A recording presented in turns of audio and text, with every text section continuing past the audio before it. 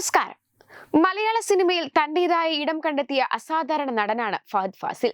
സംവിധായകൻ ഫാസിലിന്റെ മകനായി സിനിമയിലെത്തിയ Fahadh Chappa Kurishu, 22 female Kottayam, diamond necklace തുടങ്ങിയ സിനിമകളിലൂടെ യുവതലമുറയുടെ ഇഷ്ടനായകനായി. മഹേഷിന്റെ പ്രതികാരം, തൊണ്ടിമുതലും ദൃക്സാക്ഷിയും, കുമ്പളങ്ങിയ നൈറ്റ്സ്, മാലിക് തുടങ്ങിയ ചിത്രങ്ങളിലും സ്വാഭാവികവും സൂക്ഷ്മവുമായ അഭിനയം അദ്ദേഹത്തെ ദേശീയ തലത്തിൽ ശ്രദ്ധേയനാക്കി. മലയാളത്തിന് പുറമെ തമിഴ്, തെലുങ്ക് ഭാഷകളിലും തന്റെ സാന്നിധ്യം അറിയിച്ച ഫഹദ് കഥാപാത്രങ്ങളെ തിരഞ്ഞെടുക്കുന്നതിലെ വ്യത്യസ്തതയും അഭിനയത്തിലെ അർപ്പണബോധവും കൊണ്ട് ഇന്ത്യൻ സിനിമയിലെ തന്നെ ഏറ്റവും മികച്ച നടന്മാരിൽ ഒരാളായി കണക്കാക്കപ്പെടുന്നു.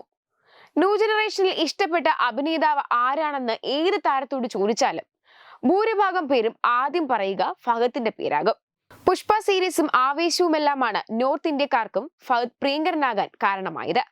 കോടികളാണ് ഓരോ സിനിമകൾക്കും പ്രതിഫലമായി കൈപ്പറ്റുന്നത്. സിനിമാ തിരക്കുകൾ കഴിയുമ്പോൾ ബക്കറ്റ് ലിസ്റ്റിലെ ആഗ്രഹങ്ങളുടെ പൂർത്തീകരണത്തിനായി യാത്രകൾ പതിവാണ് നടന്. പക്ഷേ വർഷങ്ങളായി ബക്കറ്റ് ലിസ്റ്റിലുള്ള ഒരാഗ്രഹം ഇതുവരെ ഫഹദിന് സഫലമാക്കിയെടുക്കാൻ സാധിച്ചിട്ടില്ല.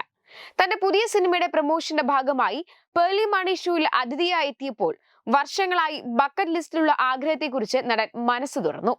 ബക്കറ്റ് ലിസ്റ്റിലുള്ള ആഗ്രഹങ്ങൾ കുറെയുണ്ട്. അതിലൊന്ന് ബാഴ്സലോണയിൽ പോയുള്ള ഊബർ ഡ്രൈവിംഗ് ആണ്. അങ്ങനെ ആഗ്രഹം വരാനുള്ള കാരണത്തെക്കുറിച്ച് ചോദിച്ചപ്പോൾ നടൻ പറഞ്ഞത്, ആളുകളെ ഒരു ഡെസ്റ്റിനേഷനിൽ നിന്ന് മറ്റൊരു ഡെസ്റ്റിനേഷനിൽ എത്തിക്കാം. കൊച്ചിയിൽ ഊബർ ഡ്രൈവിംഗ് താല്പര്യമില്ല, ട്രാഫിക് കൂടുതലാണ്. ഇവിടെയും ഡ്രൈവിംഗ് ചെയ്യാറുണ്ട്, പക്ഷേ ബാഴ്സലോണയിലെ റോഡുകൾ കുറച്ചുകൂടി ബെറ്റർ ആണെന്നാണ് ഫഹദ് പറഞ്ഞത്. മറ്റുള്ള സൂപ്പർ താരങ്ങളെ അപേക്ഷിച്ച് ഫഹദ് വളരെ വ്യത്യസ്തനാണ്. ടെക്നോളജി ഇത്രയേറെ വളർന്ന കാലത്ത് വാട്സപ്പ് പോലുള്ള ആപ്പുകളൊന്നും ഫഹദ് ഉപയോഗിക്കാറില്ല. ഫോൺ കോളും ഇമെയിലുമാണ് ഫഹദുമായി ബന്ധപ്പെടാനുള്ള മാർഗം. പുസ്തക വായനയാണ് പ്രധാന വിനോദം. പൊതുവെ ഇൻട്രോവേർട്ടായ ഫഹദിനെയാണ് പ്രേക്ഷകർക്ക് ഏറെയും പരിചയം. എന്നാൽ ഇത്തവണ പേളിയുടെ ഷോയിൽ അതിഥിയായി വന്നപ്പോൾ വളരെ ഹാപ്പിയായി, കൂളായി, തഗ്ഗും തമാശകളും പറഞ്ഞ് പേളിയുമായി കട്ടയ്ക്ക് സംസാരിച്ച് പൊരുതുന്ന ഫഹദിനെയാണ് പ്രേക്ഷകർക്ക് ലഭിച്ചത്. ബോഗൺവില്ലയ്ക്ക് ശേഷം റിലീസിനെത്തുന്ന ഫഹദിന്റെ മലയാള സിനിമയാണ് ഓടും കുതിര ചാടും കുതിര.